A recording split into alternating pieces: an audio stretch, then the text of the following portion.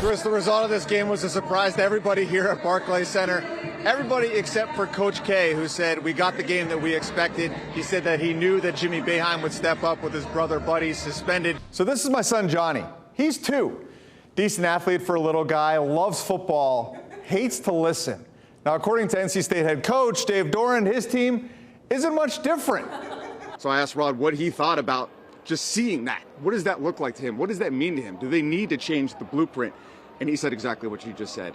You got to keep reminding yourself of the injuries. Brian Harman really took his time today at the British Open. He started waggling here 10 times before every swing. NBC even started taking count 13 times on this swing. But you know what? When you got a chance to win your first major, you could do the Dougie, the electric slide, whatever you want. You feel like you won the national title tonight. And in some ways, people were saying just beating Duke at Cameron was bigger than anything you could do because you didn't really expect that you'd be here. And well, now you are. It felt like everybody around me didn't necessarily know what was happening, but they knew it was important. And then you learn 6 minutes for the 6 years it took for the accusers to be heard. You find out about the Players Association's demands for transparency, and now real change can begin, Chris. Where do you make this trade? You're dealing with a former #1 pick that you know when he plays is elite, is potentially a top 5 to 10 player in the league. I mean, versus the unknown of a Scoot Henderson, who hasn't even played college basketball. No. This guy is in the G League. He's a guard.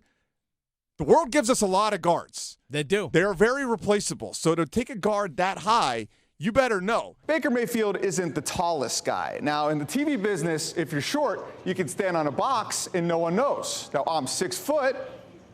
All of a sudden, I'm 6'3". Now, if only it was that easy for Baker Mayfield here. I gotta let you know, though.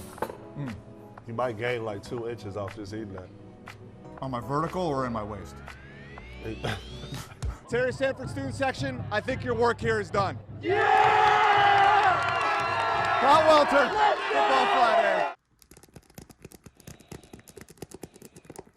The shoes you wear kind of tell a lot about the type of player or type of person you are. If you want to look good, so you play good. So I'm just doing the base layer painting right now.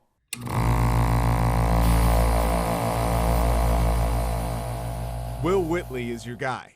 It's more of like a grateful feeling. It's that you trust me to do something that means a lot to you. The NC State junior has been making custom shoes since he was 16. Well, when I was young, I always liked to draw and paint. When I got older, I started to fall in love with shoes and basketball.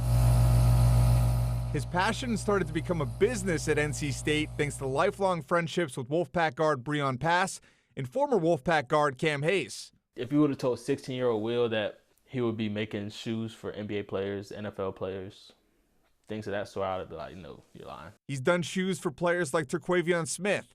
It's the area code right here, 252.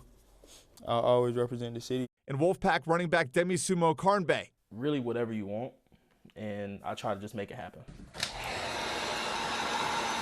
His favorite designs are the ones with meaning, like the shoes he made for Breon Pass, dedicated to Breon's father, Curtis, who died of heart complications in 2019. Doing his shoes and keep looking at the picture of him and his father and painting it at the same time, it just sparked something. Will is currently working on a shoe for a high school team in his hometown of Greensboro.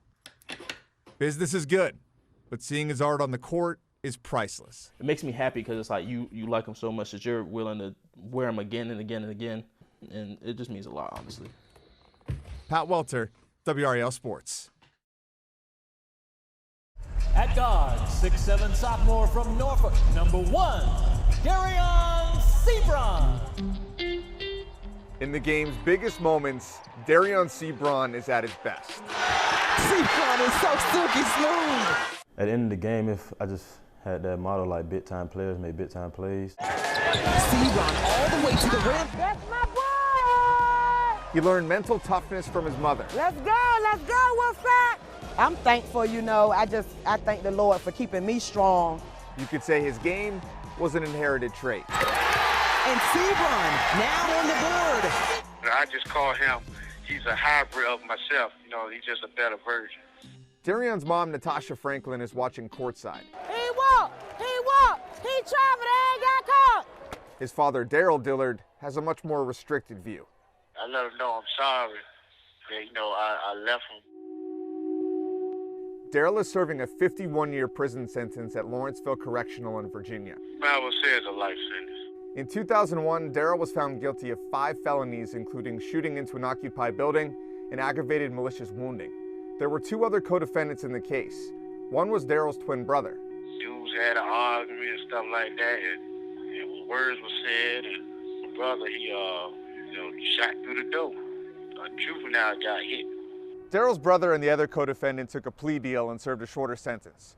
Darrell believed he was only guilty of being in the wrong place at the wrong time. He went to trial and has paid the price. I was ignorant. You know, I ain't know a lot back there. I ain't think of myself and my new family that I have just, you know, created. Come on, Darion.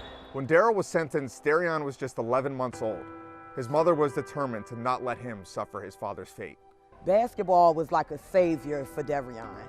So even if I had to spend money to get him there, to keep him in the program, it was fine, you know, as long as he was out of the streets and, you know, on the court. And score the goal with a foul. Over the years, Darion and Darrell have slowly developed a relationship. Basketball has been their connection. Whenever we're on the phone, he tells me stuff that I'm doing well or stuff I need to improve on and what he likes in my game and stuff like that. I always let him know that I'm proud of him, you know what I'm saying? And I always tell him, you know, how he can, you know, be great. Sebron! Oh, my! Darrell is able to watch some of Darion's games in prison. He's filed for a pardon and hopes to one day witness from a seat instead of a cell. What gets me going is, you know, I get to live, I should live out my dream through my son. Pat Welter, WRAL Sports, Raleigh.